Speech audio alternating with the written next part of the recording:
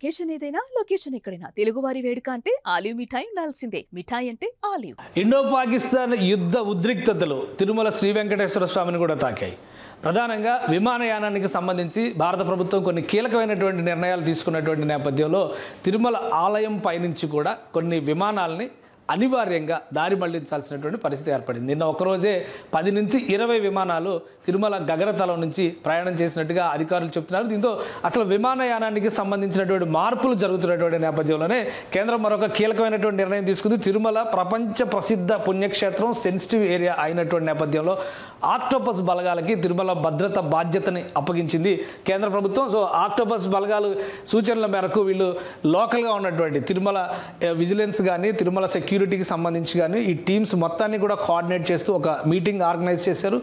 మొత్తం టోటల్ కింద అలిపిరి నుంచి పైన టెంపుల్ వరకు ఉండేటువంటి అంశం అన్నిటినీ కూడా ఆక్టోపస్ పరిధిలోకి తీసుకున్నారు. ప్రతి అంశాన్ని కూడా నిశితంగా పరిశీలించిన తర్వాతే ఏదైనా కానీ అక్కడ జరిగేటువంటి యాక్టివిటీ వాళ్ళ దృష్టికి వెళ్ళిన తర్వాతనే ముందుకు సాగేటువంటి అవకాశం కనిపిస్తుంది. అలానే టెంపుల్ ఆలయానికి సంబంధించినటువంటి కీలక భద్రత బాధ్యతను కూడా ఇప్పుడు ఆక్టోపస్ తీసుకుంది. మరోవైపు గగనతలం నుంచి విమానాలు వెళ్ళడాన్ని చూసి ఆందోళన చెందినటువంటి భక్తులందరికీ కూడా కొంత అవేర్నెస్ ప్రోగ్రామ్స్ను కూడా తిరుమల క్షేత్రంలో నిర్వహిస్తున్నారు.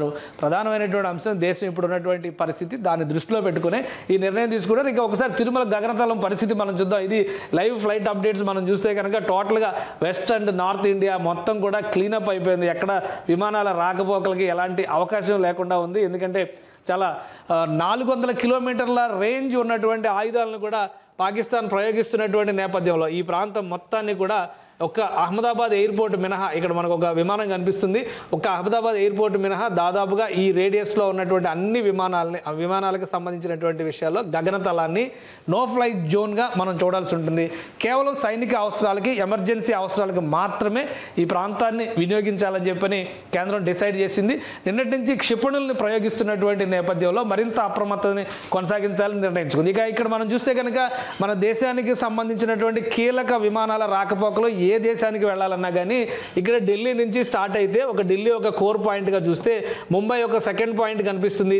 ఆ తర్వాత దక్షిణాదిలో హైదరాబాద్, బెంగళూరు ఇవి మాత్రమే ముఖ్యమైనటువంటి ప్రదేశాలు. ఆ తర్వాత చెన్నై, అంటే ఇటువైపు వెళ్ళేటువంటి ఏషియా పసిఫిక్ కంట్రీస్కి వెళ్ళేటువంటి విమానాలన్నిటికీ కూడా చెన్నై, ఇటువైపు కలకత్తా ఇవి మాత్రమే కీలక స్థావరాలుగా ఉన్నాయి. ఇక పశ్చిమ దేశాలకు వెళ్ళేటువంటి విమానాలన్నీ కూడా ఢిల్లీ తర్వాత ఢిల్లీ నుంచి రాకపోకలు జరిగేటువంటి క్రమంలో కూడా ఇటు ముంబై కానీ హైదరాబాద్ కానీ ఇలా వచ్చి మాత్రమే కొనసాగిస్తున్నాయి. సో అందుకని ఎయిర్ స్పేస్లో ఉన్నటువంటి సంక్లిష్టతని దృష్టిలో పెట్టుకొని కేంద్ర ప్రభుత్వం ఒక కీలకమైన నిర్ణయం తీసుకుంది. శ్రీవారి ఆలయం పైనుంచి మాత్రం విమానాలు వెళ్ళే అవకాశం ఉంటుంది, కానీ గగనతలాన్ని మాత్రమే ఉపయోగిస్తారు.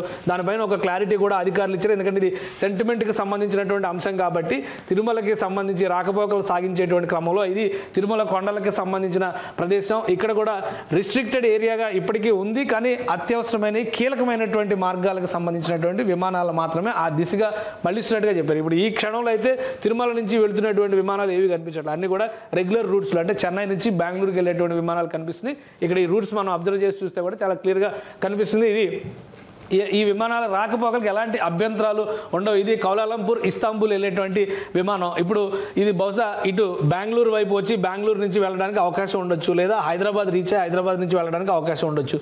ఇలాంటి విమానాలు అత్యవసరమైనటువంటి మాత్రమే దారి మళ్లించి లేదా రష్ని దృష్టిలో పెట్టుకొని ట్రాకింగ్ చేసేటువంటి క్రమంలో ఒక సపరేట్ యాక్సిస్లో దాన్ని ప్రయాణం చేసేలాగా డైరెక్షన్స్ ఇస్తారు. కాబట్టి ఈ రష్ ఎక్కువ ఉన్న సందర్భంలో మాత్రమే తిరుమల కొండపై నుంచి వెళ్ళడానికి కూడా, అంటే తిరుమల కొండకి సంబంధించిన గగనతలాన్ని కూడా గతంలో అయితే 20-25 కిలోమీటర్ల రేడియస్ పరిధిలో ఎక్కడ కూడా ఏ విమానం, హెలికాప్టర్లు కూడా వెళ్ళడానికి అవకాశం లేదు. కానీ అత్యవసర పరిస్థితిని దృష్టిలో ఉంచుకుని మాత్రమే ఈ ప్రదేశంలో అవకాశం ఇస్తున్నట్టుగా చెబుతున్నారు.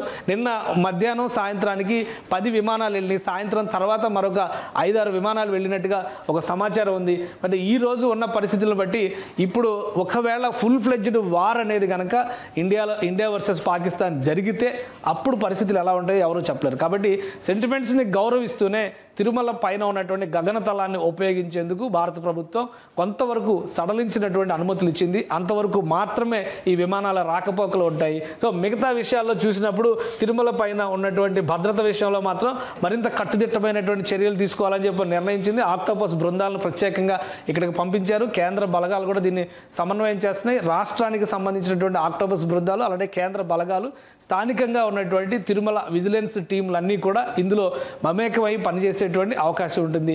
సెన్సిటివ్ ఏరియాస్ అన్నింటినీ కూడా చాలా సీరియస్గా తీసుకుంది ప్రభుత్వం. అలానే ప్రసిద్ధమైనటువంటి పుణ్యక్షేత్రాలు, ఈరోజు జమ్మూలో కూడా ఒక శివాలయం పైన అటాక్ జరిగింది కాబట్టి హిందూ ఆలయాలకు సంబంధించినటువంటి పవిత్రత విషయంలో కూడా అత్యంత అప్రమత్తంగా ఉండాలని కేంద్ర ప్రభుత్వం రాష్ట్రాలన్నిటికీ కూడా మార్గదర్శకాలని విడుదల చేసింది. తిరుమల ప్రపంచ ప్రఖ్యాత క్షేత్రం కాబట్టి దీనిపైన ప్రత్యేక శ్రద్ధ చూపించాల్సిందిగా కూడా ఆదేశాలు వచ్చినాయి. ఈ క్రమంలో ఆంధ్రప్రదేశ్లో ఉన్నటువంటి కూటమి ప్రభుత్వం కొన్ని ప్రత్యేక చర్యలు తీసుకుంది. ఆక్టోపస్ బలగాలతో పాటు స్థానిక యంత్రాంగాన్ని కూడా వారి సేవలను కూడా వినియోగించుకుంటున్నారు. ప్రతి చోట జల్లెడ పడుతున్నారు. అనుమానిత వ్యక్తులు కానీ అనుమానాస్పద వస్తువులు కానీ ఉంటే తక్షణం సమాచారం ఇవ్వాల్సిందిగా ఆదేశాలు జారీ చేశారు. తిరుమల కొండపైన కూడా దీనికి సంబంధించి ఎప్పటికప్పుడు అవగాహన కల్పించేటువంటి కార్యక్రమాలు నిర్వహిస్తున్నారు. సుమన్ టీవీలో మీ పర్సనల్ అండ్ బిజినెస్ ప్రమోషన్స్ కోసం కింది నెంబర్కి కాంటాక్ట్ చేయండి.